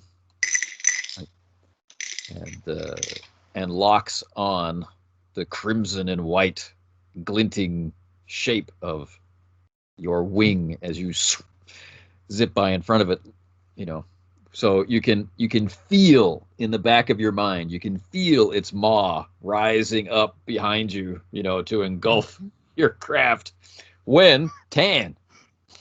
All right, Tan, he can't let this thing get his friend, so my wing goes straight up and then loops around, screaming, and it just charges at the thing, firing lightning from its beak. Total attack, and using a style point. So that's 7 plus 5, 12, 14, 15 dice. Yeah. I'm going all out. This is the best I can do, fellas. The phone's trembling in my hand as I use the app. So that's 1, 2, 3, 4, 5, 6, 7, 8. 8. No, 9. Again. 9. All right. Out of 15. Awesome. All right. So the lightning by far seems to be terribly effective against the flesh of the creature, but the creature is so huge. Vast. It's vast, right? But the lightning is ripping through the ribbed, flaring, webbed protrusion around its neck, right? Its territorial display, and is shearing it off one side, and acid is raining down the front onto the courtyard, and its head is rising still up, trying to attack the Venusian Lancer, the red and white. Yeah. And now initiative goes to her, and she has her chance to attack you in the air. And again, Ouch. as with Dougal, you have to avoid 6 defensively. So I have to get 6 successes to. Is that what you Yeah. said? Yeah, her attack is 6. Oh. Yeah, you're just taking the average, man. That's great. Yeah. Good stuff. It's I'm fine. taking the average. It's Yes. fine. Mhm. Yes. Okay. Let's blow that last style point in because the craft. I flew in behind her, so I'm approaching the main installation, right? So I sort of at the last minute just sort of shoot straight up in order to avoid her coming from behind. She's gonna crash This is very true. into the So I'm going to building. give you 2 more. This is all in my more mind. dice. Yeah. You're going to have Awesome. 2 more dice as well. Awesome. So here we go.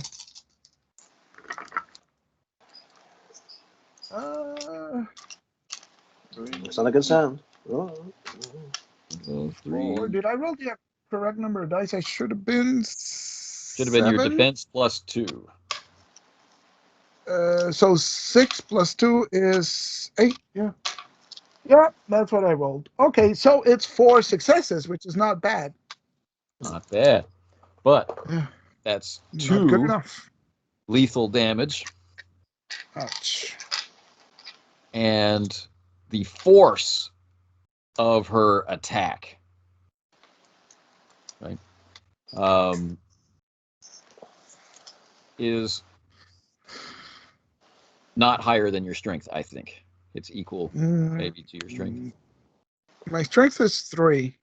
Oh, okay. So the craft shudders, and you've seen stories and you've heard tales of craft being knocked out of the sky by the force of the dragons, but you've just managed to time it just right. So as she bites, you don't lose your momentum and direction of travel, and are able to remain airborne as you go through the installation, the pillars and minarets of the station. All right, that's good. And it's you guys. Is she But flying we'll right give now? Dougal a chance to recover and wake up. Wake up, you bastard! Wake up! Well, Go, okay. Dougal. Go. You know. So he's But I he's think we're still in rolling. the same situation we were before, with 1 die versus a difficulty of 2. But he's got a style point. He's got a That's style true. point for like, so he's got a 25% chance of waking up. Come on, buddy. Come on.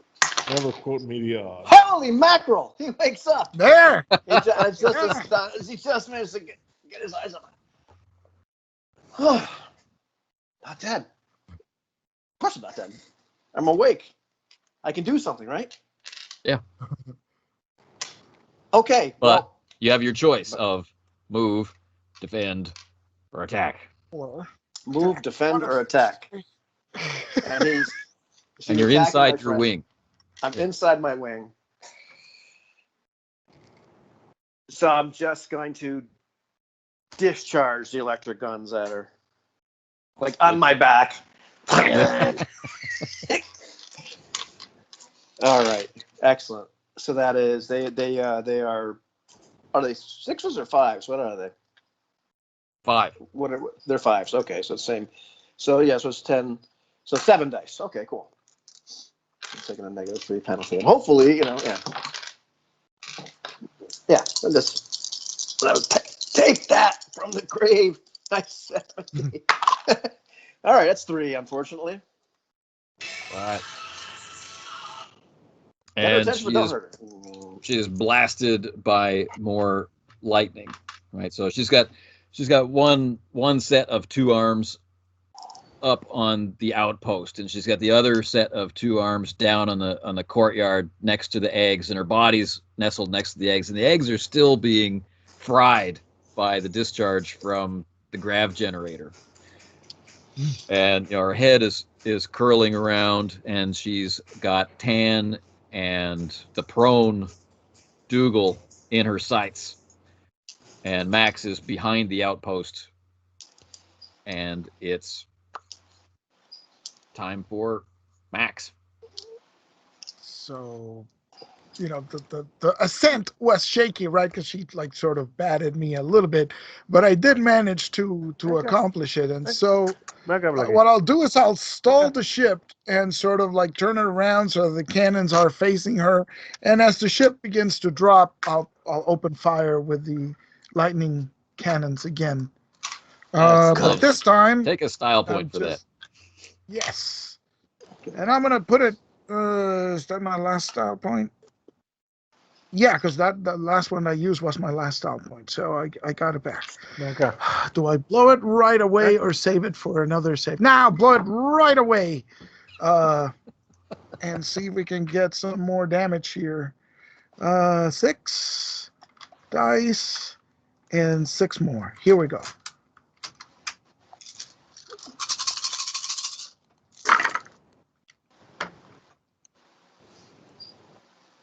Two, 4, 6.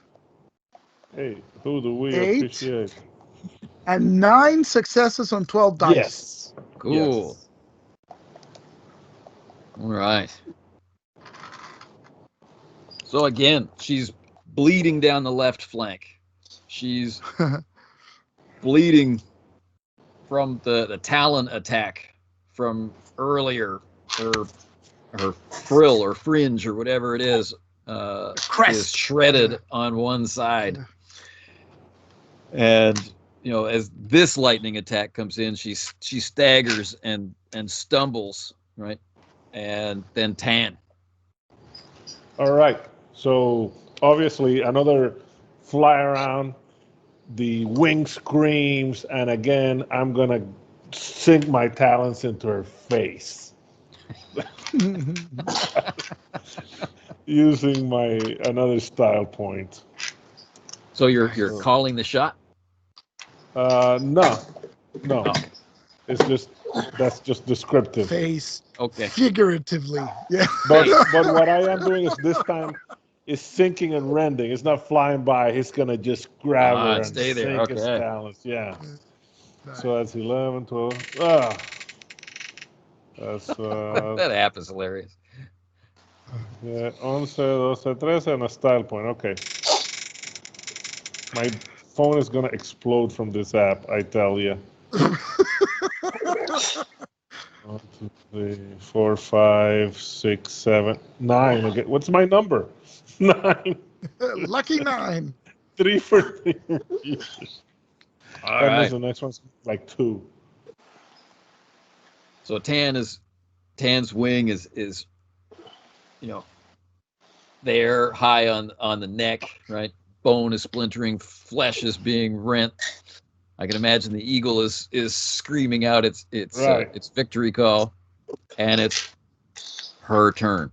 She's bleeding from multiple wounds, right? And she's frustrated and protecting her eggs, and of course she screams psychically, and everyone feels the shockwave of the mental assault.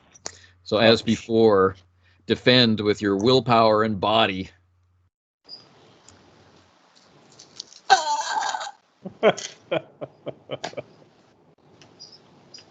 Four on 5 dice, which is All pretty right, amazing. nice.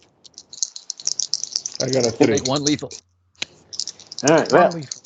remember, I'm rolling 2 dice. So That's right. this brings That's me right. to 0.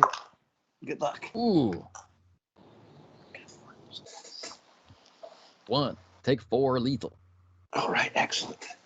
And I rolled a 3, so I take 2 lethal. Correct. Ouch.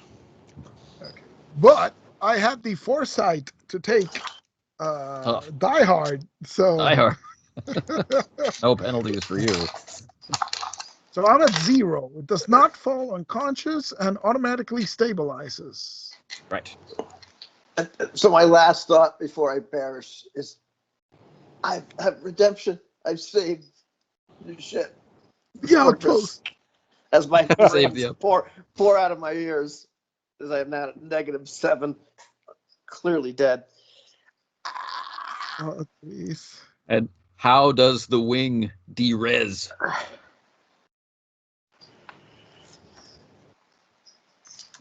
It just crumples. The feathers fall off, right? Oh no! Oh no! Oh no! That'd be more dramatic than that. Oh no! It's like all of a sudden, like this big giant flash, like this whitish yellow,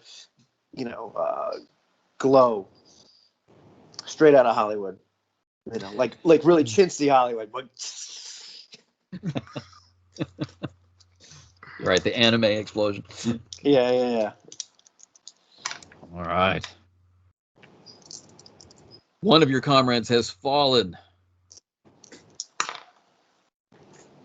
Now it's Max. At 0. Move. Attack or defend. I'm holding it. Take your shot. I'm grabbing it in place. Yeah, why not? Let's, At least for visual purposes. Trying to fight through the psychic haze. Let's shoot it again. That's 11 dice. Let's see. 6, 3, and 2 is 5. There we go. I have no penalties because I'm still at 0. And this is 1, 2, 4, 5 successes. 5 successes on 11 dice. Nice. All right. So again, she shudders under the impact of the blazing lightning. Thing won't die. And your wing is crackling and losing substance in places, but still holding Coherence. together. Yeah, it's like yeah. Some of the plates of the wings, flicker in and out as it starts to lose coherence. All right. 10. So we're gonna go all out. So, since I had taken 4 points of damage, I'm gonna go ahead and self-inflict a 5th point of damage. I'm gonna use my last style point because it's my duty to keep these bastages alive, and I saw this guy fall. So, Okay. and I'm just gonna keep raking it and giving it lightning from my claws. All right. Awesome. So that's yes. Onset 2 from the lightning, 2 from total attack, and 1 from my last style point, and 16 dice. Survey says 1, 2, 3, 4, 5, 6, 7, Come on, 8. 9. 8. Oh. No, I got 8. Ah, On more dice, I got less successes, but I actually got 50%, which is what you get most of the time. that's the average. Yeah, so you got the average. I got Average. 8. Yeah. And it just occurs to me, I didn't remind anybody that when you exceed 10 dice, you can take the average on 10 and roll the rest. But You could, but Jose would not have got 9 all those times. That's you. that's true. You gamble. He would You not gamble. Yeah, Right. you gamble. You gamble. You get higher. Plus, when else are you going to get a chance to roll 15 dice to, do something, or 12 dice? 16. No. Mm. I need a handful of dice here, or 2. All right. And by 1, this is enough to take her below 0. Oh, Oh. oh my God. Oh. Nice. And she stumbles and staggers, right? Her eyes lose focus for a moment. Collapses on top of the eggs.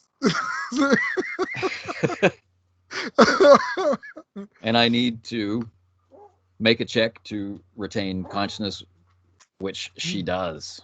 Right. But now she has to decide to attack or defend. Right. And so we are going with attack.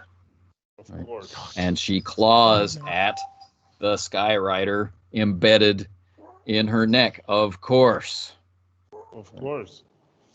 So you need to defend against 6. 6 against 6. And I got nothing on the tank, so it's going to be just...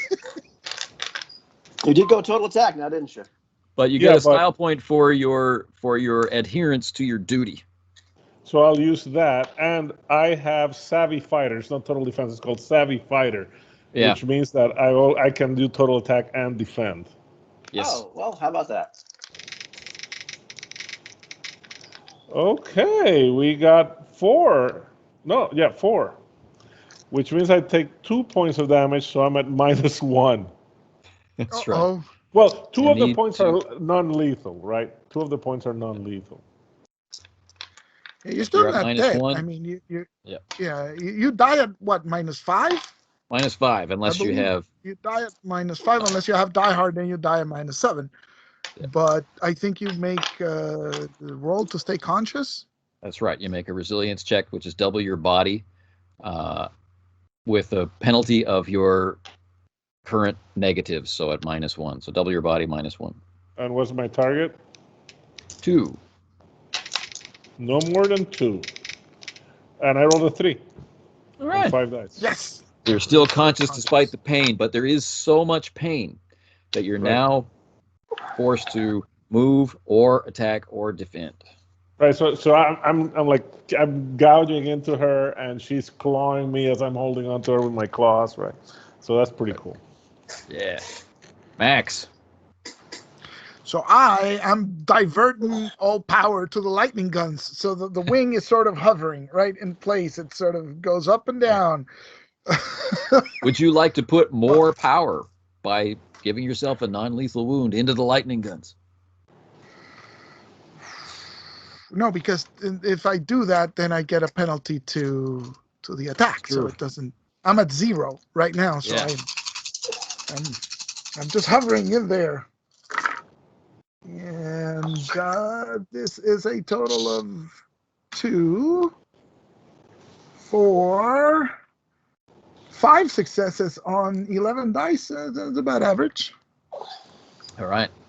And she is not able to defend anymore. She's only, applying body Passive, yeah. to this as passive defense. And you can see again this massive damage ripping up across the shoulder and base of the neck. Now, Okay. just point of information, because I went under 0 because of non-lethal, I actually didn't have to roll to keep conscious. I'm technically exhausted, but just Right. Oh, Exactly. that's the exhausted. difference. but how about her? She took damage now. Is she rolled for unconsciousness again? Or She's still how does able this to. work? Yeah. She's still able to make it. Yes. All right. So I'm grabbing onto her, right? Yeah. So I'm just gonna discharge lightning into her. All right. Point Gonna blank do it. range will give you a Point blank. bonus die. Oh, Woo! nice. But it'll make up for my penalty, right? Yeah. So 1, 2, that's 12 base, total attack, and I think that's all I got. Oh, let me see. What did I roll? 1, 2, 3, 4, 5, 6, 7, 8, 9, 10. Juicy. 10 successes? Yeah, on 17 dice. Oh, nice. All right. Now, in the courtyard, we have the crumpled body, still faintly glowing with a yellow nimbus of Dougal McAllister. Her shoulders go loose. Her head is whipping around. The frill is collapsing and flaring just for a minute. And, the claws are still dug in as the lightning is discharging, and she can go this way and she can go that way, but she goes away from the eggs, her body crashing down, pulverizing McAllister, shattering the barracks. That's fantastic. Like, we might be able to save him. Okay, for a moment, Pants, fears, Stoic Fakat vanishes and his eyes open like plates, and then he goes back. we might be And able to she save him. quivers once and expires. Holy shit. That's fantastic. Eloy, are you at plane 0 or do you have any negatives? Flat 0. Yeah. No, it's like I'm a -1. Of course, 2 are non-lethal.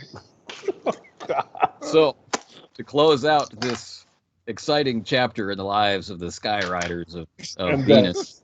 Lives and deaths. Yes. and death. We are back at the academy, assembled in the formal hall where graduations take place, and 2 officers bandaged and in their dress uniforms. This is Max Flynn and Tan Kantos, are delivering a eulogy for their lost classmate. What is it that they have to say?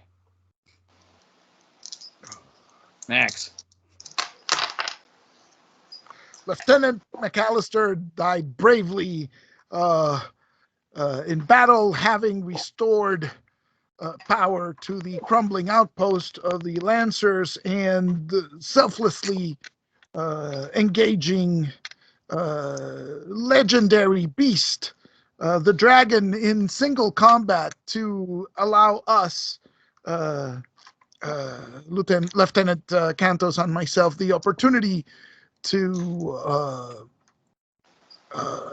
gain our Skyriders and engage the beast in a concerted attack. But had it not been for McAllister's timely intervention, the outpost surely would have fallen a true and stalwart companion. Perhaps a bit headstrong, but that's the defining trait which He's headstrong and Let's- cocksure, or is it the other way around? yes,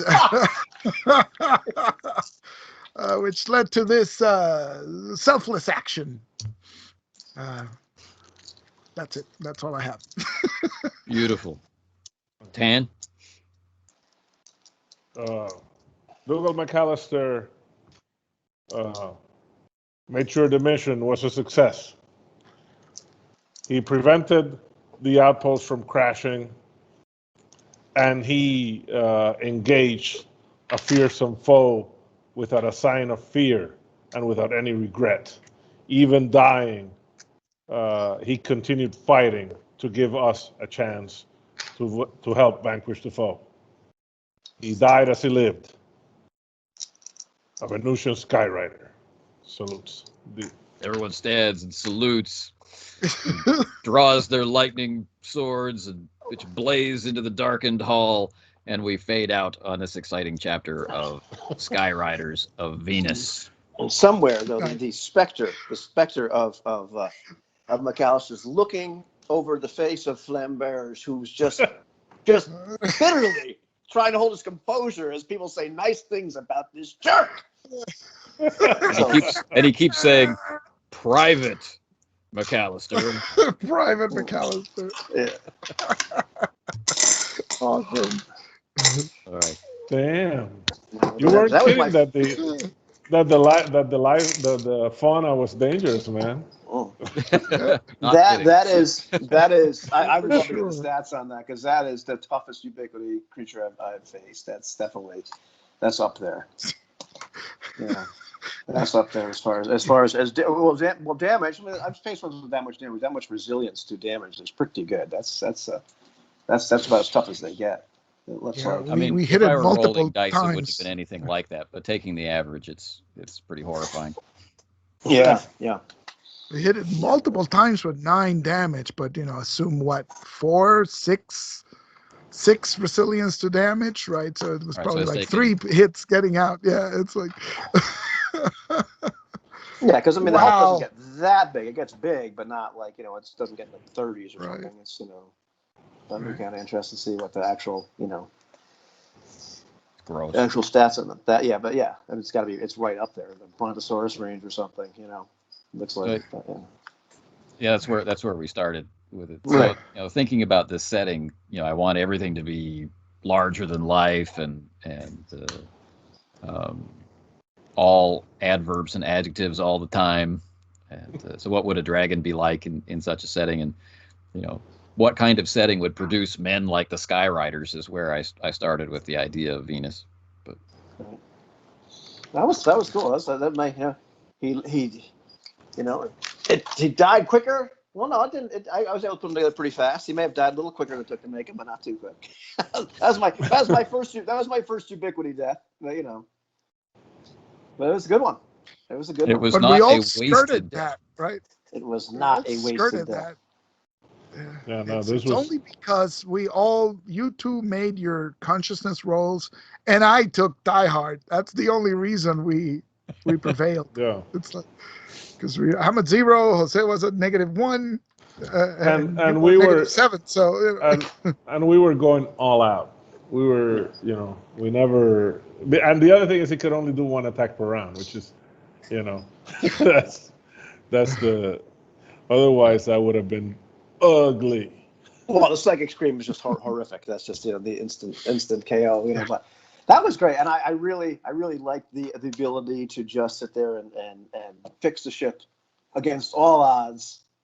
Literally remembering something I read in an adventure book when I was a kid. Like reading the story about how somebody turned the ship back on. Thinking, I think it said it was the red button and the lever. Oh my God, you got to be kidding me! The lever had to be up because in the book, Rex Zoltan Yeah, exactly. There we had go. to strain his last ounce of strength to push the lever up. It's like son of a gun. You realize all of a sudden, wow, this is actually like a Ben Bova book. Like he actually paid attention. He put down the right thing you're supposed to do. He didn't just make it up. Oh, how about Beautiful. that? That was a lot And of I was fun. imagining like a space pulp dragon, so it wasn't like a draconic head. I had like a sort of like a slug head with 4 eyes and tentacles on its, Sure, yeah. swooping, and yeah. So that's a good. I was picturing chameleon eyes, like 4 of them. And, Yeah, that was grand when they all turned to look at me. Oh, Uh-oh. yeah. And it was a very nice, different setup because it's an open courtyard. We got a guy on the ground fighting. We're in Skyriders, basically like birds raking the dragon, right? So it's a very different. I really appreciate that. I've never had that situation before. It's the first time I. Cool. And it's very elegant. It's just our same stats. It's just that we can fly. So that's pretty cool. Right. Yeah. Yeah. It's just yeah. That's the weakness of point-based systems, right? Is you always wind up having to take this whole other set of stats to do a different skill set, and it's not something I really wanted for this, and so that the mental link came to mind, and then the Tron light cycle kind of idea came to mind, and then things just started to flow. No, that's a together. great. Yeah, I like that. I like that during the first Skyriders. I'm like, oh wow, that's cool. That instantly makes the setting like super awesome. To use your superlative, it's like wow, that's really cool. So I could not believe it that Dougal McAllister charged it with his sword. That just blew my mind. Yeah, I thought about it for a second. It was like, do I shoot the gun or do we go with the Skyriders? It's like, no, it's that was a second. And really, my decision was fueled by like he had 1 extra die because he had proficiency in that sword, and he was just overconfident. Yeah. And Well, he he's did just like, damage to it. I mean, he hurt did. it, and and he just been brain blasted, or so he's not thinking straight, and he's just like, the hell with that. I was like, oh no, you don't. Not to a McAllister, you don't. Running there, slicing away. It was charge of the Light Brigade indeed. Yeah. in the truest The sense. moment like where it looks like, oh, they turned on their cycle, their ships. All right, fine, whatever. That was awesome. And it's fun too, because in my mind, it's a cavalry saber with lightning, right? So it's kind of basket hill. Exactly. So. Yeah, I imagine like that. It's like the saber for the right hand and the pistol in a reverse grip, like the reverse holster, right? So you can draw it in your hand. That's how you do it. Exactly. And those these flared pants. these guys are all flash. There's nothing practical about their clothes. There's nothing practical about it. No armor. You may have noticed somewhere during the combat. Hey, I don't have any armor. Oh yeah, they're all flash. They're all So. Yeah. So and I think what brought it together this time is the Skyriders had a motif, right? It was birds. It was a hawk. It was the eagle and the sort of that's a Quetzal bird that I put with a long tail. So I had a clear picture of what Jose's ship looks like. What it was really good. Yeah, but Peacock is the most feared of all the raptors. Yeah. I love the inclusion of the bird-like behaviors from the wings themselves, the cawing of the eagle and people are doing the talon gesture, and I like that because the bird motif tied it up. It's like now I know exactly what the writer is like, right? So I can see the claws, I can see the The only thing that was missing is, and I almost said I was waiting for Jose to just like as he's grabbing, just bite it. I thought about it, but I did more damage with the lightning. I know. But with the flurry capability that Dougal McAllister had, that's a totally practical approach, right? The claw bite routine. Right. Yeah. I think it'd be pretty slick. Yeah. But then he died. Then he died. Well, he died bravely. But that was fantastic. I'm thinking for a second, he's not going to make it fall backwards, is he? Oh, good. It's going to fall on him. That's perfect. Well, Closed next casket, time, of course. Dougal's. Yeah. Next time, Dougal's cousin, right? Duncan will probably do it. Closed casket. Oh yeah. Oh yeah. No, he needs a cousin to go. That's right.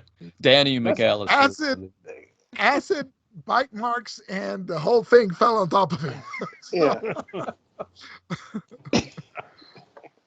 Oh, that's fantastic. So, what do you think about the trade-off of doing of draining your own life force to be able to enhance the damage output? Is that worth it? Great. I liked it. It worked for me. Yeah, it's it's pretty. Until the point where you killed yourself, right? So so like for me, it would have been worth it until going down to 0, right? Right. Because no penalties. But once you go below 0, then it's like no, can't do it anymore. So because it defeats the purpose unless you get 2 for 1, but it still. We got 2 for 1, which is good. We got two dice for a health level. Yeah. Oh, okay. So that would still make it worth it then, even if you're into the negatives. Yeah. Well, because then mathematically you're kind of Well, and because it's non-lethal, it'll limit your actions, but it doesn't knock you out. So right. So that's but I liked it because it's badass. It's like you make that choice. It's like yeah. And I can see it in my head, So, what color was your lightning, Aloy? It must have been golden, I think. Golden lightning. Yeah. Ivan? Oh, it's purple. Yeah, that's kind of Purple crackling. Yeah. Yeah. Jose? blue. Blue lightning. Yeah, so we're all color coordinated. That helps even Color more. coordinated.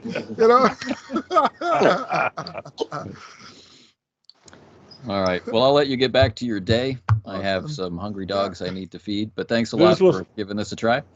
Oh, this was awesome. I was dying to play some Ubiquity for a while, so. Yeah, no, it's good stuff. And this is a particularly good setting. Like, we should keep the setting on deck. Of course, you guys still have a character. I have to make another one. Just do Duncan. Duncan McAllister next week. It's the cousin or the brother. But Black Dougal dies, right? Black Dougal dies. That's you. It was a very unauspicious omen, right? You picked Dougal. Oh no, he's gonna die. It's like naming our NPCs in the Star Wars game. That's right. Yeah. Death. Death sentence. Porkins. Okay, yeah. All right, that's good. Oh yeah, that'll fly out great. Yeah. Yeah. All right, kids. Basically, you can call him Sean B. McAllister. Oh God. All right. Have a great day, guys. Have a great day, guys. Thanks a lot, Anthony. Pleasure.